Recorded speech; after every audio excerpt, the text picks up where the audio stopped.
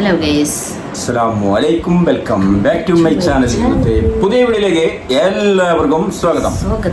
പിന്നെ എന്തൊക്കെയുണ്ട് മക്കളെ വിശേഷങ്ങൾ? ഞങ്ങൾ സുഖമായിട്ടിരിക്കുന്നു. ചില ബുദ്ധിമുട്ടുകൾ ഒഴിച്ചാൽ അൽഹംദുലില്ലാ. ചില ബുദ്ധിമുട്ടുകൾ, ചുമ, കോര നിങ്ങൾക്ക് സുഖമാവുമെന്ന് വിചാരിക്കുന്നു. അപ്പോ പൊന്നുറങ്ങി, മക്കളൊക്കെ ഉറങ്ങാൻ പോയി. അപ്പൊ രാത്രിയാണ് വീഡിയോ എടുക്കണേട്ടാ. എന്താ വെച്ചാല് കുറേ ആൾക്കാര് വീഡിയോയിലും ലൈവ് ചെയ്യുമ്പോഴും ഒക്കെ ചോദിക്കും, ഇമ്മവിടെ എമ്മാനെന്താ വീഡിയോയിൽ കൂട്ടാത്ത, എമ്മാനെന്താ ലൈവിൽ കൂട്ടാത്ത, എന്താ പറഞ്ഞോടത്താണ് ഇമ്മവിടെ എന്നുള്ളത്. അതായത് ഉമ്മ എന്റെ വലിയ പെങ്ങളെ വീട്ടിലുള്ളത്. അവിടേക്ക് ജസ്റ്റ് 2 ദിവസം നിൽക്കാൻ വേണ്ടി പോയതാണ്. അപ്പൊ ഉമ്മക്ക് ഉറക്കത്തിൽ എന്തോ ഒരു സ്വപ്നം കണ്ട മാതിരി ആ കട്ടിലിന്റെ മേലെ, ബെഡിന്റെ മേലെ താഴേക്ക് വീണ്ടും അവിടെ കിടന്നുറങ്ങിയിരിക്കണേ. രാത്രിയിലാണ്. അപ്പോൾ നേരം വെളുത്ത് ആൾക്ക് കുഴപ്പങ്ങളൊന്നുമില്ല. പക്ഷെ കുറച്ച് കഴിഞ്ഞതിന് ശേഷം ആള് പറയാ ഭയങ്കര ശരി, ഇവിടെ നമ്മൾ ഈ നടുവിന്റെ ഇവിടെ ഊരന്റെ ഇവിടെ വേദന ഉണ്ട് അല്ലേ. ഉമ്മ എന്നാല് വളരെ സൂക്ഷിച്ച് നടക്കുന്ന ഒരു വ്യക്തിയാണ്. നല്ല ശ്രദ്ധിക്കും. ഡോക്ടർ എന്താ പറഞ്ഞത് അത് കറക്റ്റ് ആയിട്ട് അനുസരിക്കും. ബീഫ് കൂട്ടരുത് പറഞ്ഞാ ബീഫ് തൊടില്ല.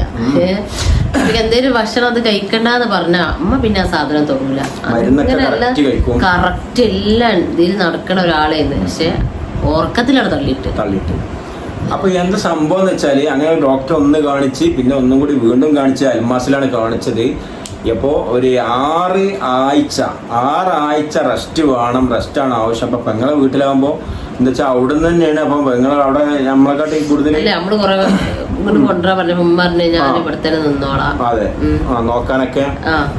ഉമ്മാനെ കുറെ ആൾക്കാർ ചോദിച്ചു, എന്താ ഉമ്മാനെ അവിടെ നിർത്തിക്കണേ, നിങ്ങൾക്ക് ഇങ്ങോട്ട് കൊടുന്നൂടെ ഒക്കെ ചോദിച്ചിരുന്നു. അപ്പൊ ഉമ്മ പോരായിയാണ്. അല്ല നമ്മള് കൊണ്ടുപോയില്ല. കുഞ്ഞിപ്പോ ഇടക്കിടക്ക് പോയി വിളിച്ചു. ഞാനും വിളിച്ചൂല്ലേ.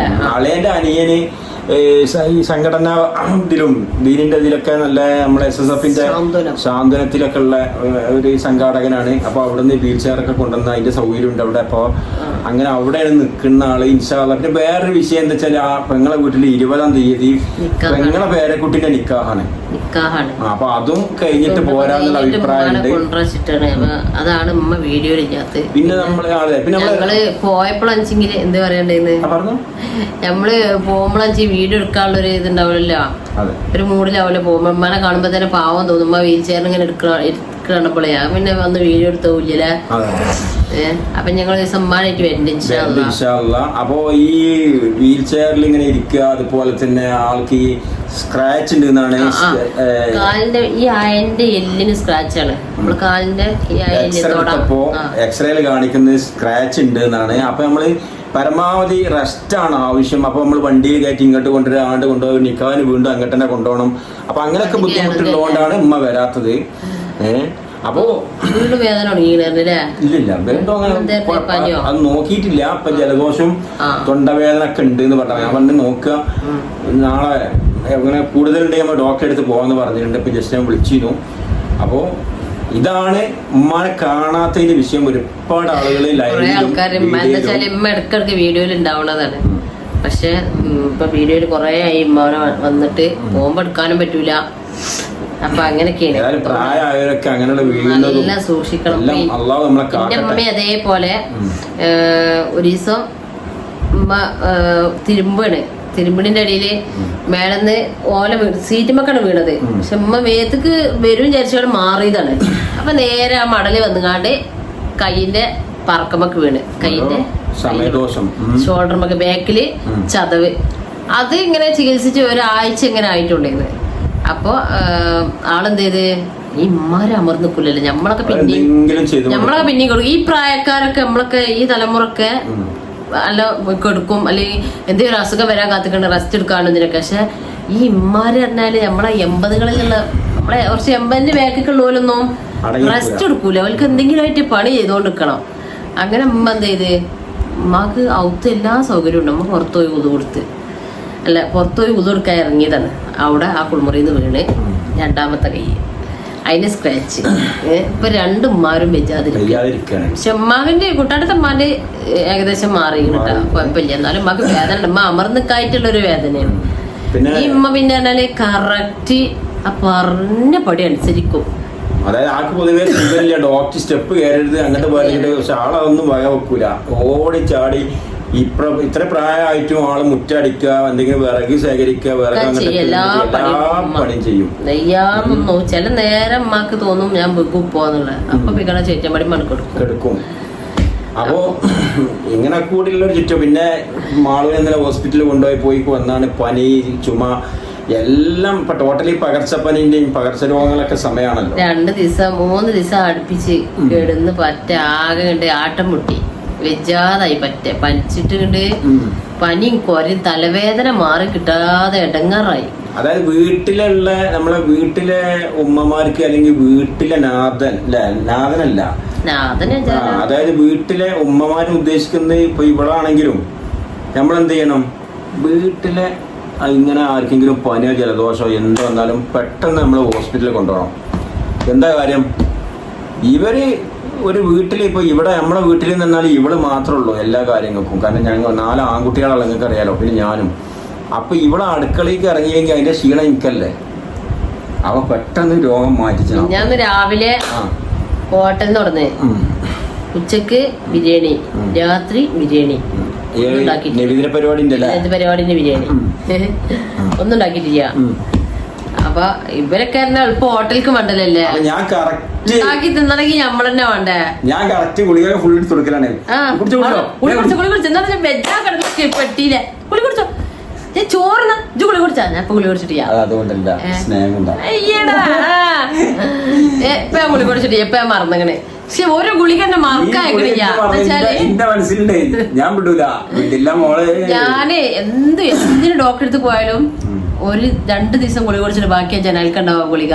ഈ ഗുളിക ഒന്നുപോലും എന്നെ കുടിച്ചാതെ വിട്ടിട്ടില്ല. ഞാൻ ഫുൾ ചെക്ക് ചെയ്യും ഗുളിക എടുത്തുകൊണ്ട് 4 ദിവസത്തിന് ഗുളിക എഴുതിക്കണേ എത്ര ഉണ്ടാ പാക്കറ്റിൽ നോക്കും. അത് ഫസ്റ്റ് മുതലേ ഞാൻ വന്ന മുതലേ അങ്ങനെയാണ്. വയറ്റിലുള്ളതൊക്കെ ഗുളിക കുടിച്ചിക്കണ ജനാൽക്ക് എണ്ണി നോക്കലാണ് പണി. എന്താ ആന്റിബയോട്ടിക് നമ്മൾ കറക്റ്റ് കുടിക്കണല്ലോ. അല്ലെങ്കിൽ ഞാൻ മുമ്പ് എത്ര ഗുളിക വലിച്ചെറിയണറിയാം. എനിക്കറിയായിരുന്നു, വെറുതെ പറയണേ. നിങ്ങളില്ലാത്ത നേരത്തെ ഞാൻ ഏറിയില്ല. പിന്നെ എങ്ങനെയാ ഞാൻ ഗുളിക എടുത്തേണ്ട ദിവസം ഇപ്പോഴൊന്നല്ല, കൊറേ മുമ്പ് രോഗത്തിനോടിട്ട് കുറെ ഗുളിക ഇവിടെ ഉണ്ടായി. കുറച്ച് ഞാൻ കുടിച്ചത് കളയണ്ടല്ല, പൈസ കൊടുത്തല്ലേ വെച്ചിട്ട്. അപ്പൊ അങ്ങനെയാണ് ബാവ വിടൂല. ഇപ്പൊ വിടണി എന്താ വെച്ചാല് വെച്ചാതായി കിടന്ന കഴിഞ്ഞില്ലേ. അല്ല അന്നൊക്കെ മുമ്പ് ഞാൻ അങ്ങനെയാണ് പറ്റി പറഞ്ഞു വീടുകാര്. മുമ്പ് ചെല്ലെങ്കിലും ഉമ്മയും കുഞ്ഞുമോളും ഒക്കെ പണിയെടുക്കാല്ലേ. അപ്പൊ അതുകൊണ്ടല്ലോ. അല്ല നമ്മളെ വീട്ടിൽ വന്നതിന്റെ ശേഷോ ഈ വീട്ടിൽ വന്നതിന്റെ ശേഷോ കൂടുതൽ ഗുളിക പിടിപ്പിക്കലുണ്ടാ? അങ്ങനല്ല, ഗുളിക ഒഴിവാക്കിക്കണെന്ന് നിങ്ങളെ കാണാതിരിക്കാതെ. അതല്ലാതെ ഞാൻ പുറത്ത് കച്ചറ ഒഴിവാക്കുമ്പോളേ അതിന്റെ കൂടെ എന്റെ ഗുളിക പാക്കറ്റ് ഇട്ട് ഞാൻ പിന്നെ വേറെ പണി ചെയ്യും. എന്താ അറിയോ, ഇവക്ക് ഡോക്ടർ ഗുളിക മരുന്നൊക്കെ എഴുതിയാല് ഞാൻ മെഡിക്കൽ ഷോപ്പിൽ നിന്ന് വാങ്ങുമ്പോൾ അവരോട് ചോദിക്കും ഇതൊക്കെ എന്തിനൊക്കെ ഉള്ളതാണ്. അപ്പൊ ഇതിൽ അത്യാവശ്യം ഉള്ളത് അല്ലാത്ത ഗുളിയൊക്കെ ഞാൻ പറയും ഇതൊന്നും വേണ്ടട്ടാന്നറിയും. എന്താ ഇവിടെ കൊടുത്താലും ഇവിടെ വെക്കാനുള്ളത്. അപ്പൊ നിങ്ങൾ ആരെയും ഇങ്ങനെ ചെയ്യണ്ടേ ഒന്ന് കമന്റ് ചെയ്യാൻ വേണ്ടിട്ടാ. ഗുളിക ഫുള്ള് കുടിക്കാതെ പണിയുടെ മാറി തോന്നിയാ പിന്നെ ഗുളി കുടിച്ചൂല. ഞാൻ ഇപ്പൊ ഒന്ന് ഉച്ചക്ക് 5 ഗുളി കുടിച്ചിട്ടില്ല, ഗുളി കുടിച്ചിട്ടില്ല. ഗുളി പോയി ഓടുന്ന് എത്ര പണിയേറെ ഗുളി കുടിച്ചാണ്. ഞാൻ കുടിച്ചിട്ടില്ല, കൊരമരുന്നും കുടിച്ചിട്ടില്ല ഉച്ചക്ക്. അപ്പൊ നിങ്ങളെ വീട്ടിലൊക്കെ ആർക്കൊക്കെ ഉണ്ടായിരുന്നു, ഞാൻ ആർക്കും വരാതിരിക്കട്ടെ. ഒരുവിധ സ്ത്രീകളും അങ്ങനെ എനിക്കാരും മരുന്ന് കുടിച്ചില്ല. ഈ ഭാവത മുട്ടായി നിനക്ക് മരുന്ന് കുടിച്ചാണ്ട് മരുന്ന് മാറോളം തിന്നു. മാറിയില്ലെങ്കിൽ പ്രശ്നമാണ്.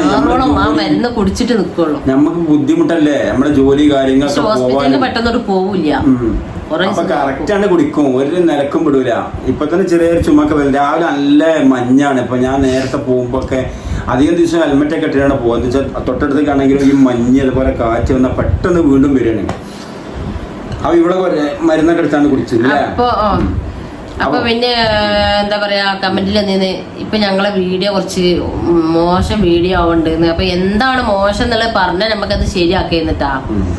മോശം വീഡിയോ ആണ് ഇപ്പൊ ഒരാളെന്നെ ഒരഭിപ്രായം പറഞ്ഞാല് എന്താ മോശം കണ്ടത് പറയണല്ലോ. നമ്മള് ശരീരം കാട്ടിക്കാണ്ടോ മേക്കപ്പ് ഇട്ടുകാണ്ടോ അങ്ങനെയൊക്കെ ഡാൻസ് കളിക്കുക അങ്ങനെ എന്തെങ്കിലും ഒക്കെ ഉണ്ടാന്ന് അറിയണല്ലോ. അതുകൊണ്ടാവും, ചെയ്യാത്തോണ്ടാവും ചിലപ്പോ അയാള് പറയണത് അല്ലേ. അപ്പൊ അങ്ങനെയൊക്കെ പറയണ്ട. എന്താണ് ചെയ്യേണ്ടതെന്നുള്ളത് പറഞ്ഞാല് നമുക്ക് മാറ്റാം.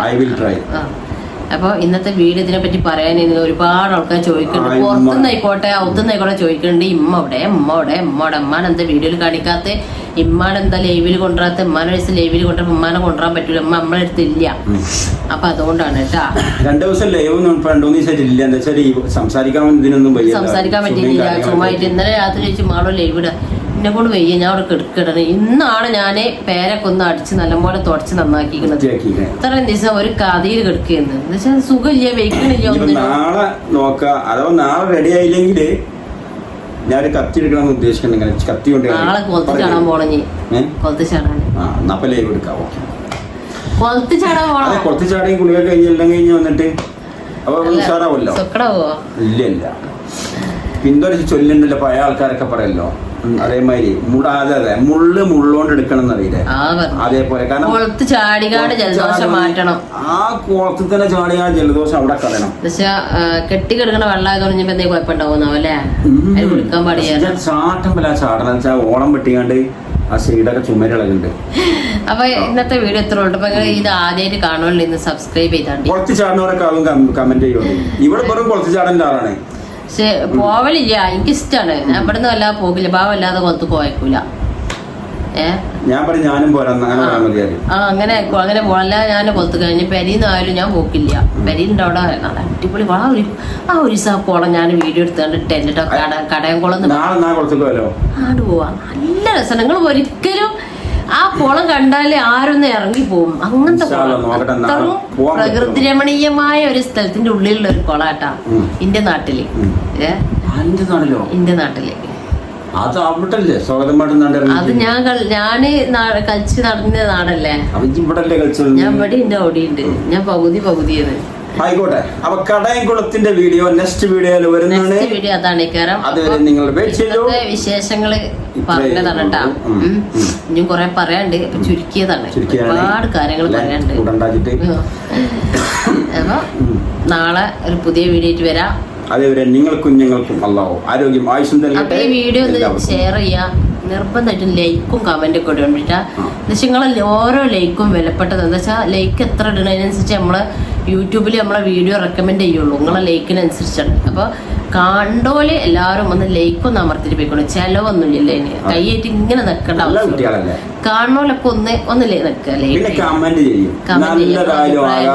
എന്താണ് നിങ്ങൾക്ക് തോന്നിയത്, ഞങ്ങളുടെ എന്താണ്, ഞങ്ങൾക്ക് എന്തെങ്കിലും മോശം ഉണ്ടെങ്കിലും നല്ല ഉണ്ടെങ്കിലും തിരുത്തുമ്പോഴാണല്ലോ നമുക്ക് തിരുത്താൻ പറ്റില്ല. അതെങ്കിലും ചെയ്തത് ശരിയായില്ല, അങ്ങനെ സംസാരിച്ചത് ശരിയായില്ല, ചെയ്തത് ശരിയായില്ല. അപ്പൊ എന്തായാലും കമന്റ് ഇടുക. ഹൃദയത്തിൽ തന്നെ സന്തോഷമുള്ളൂ. അപ്പൊ എല്ലാവർക്കും ബൈ ബൈ.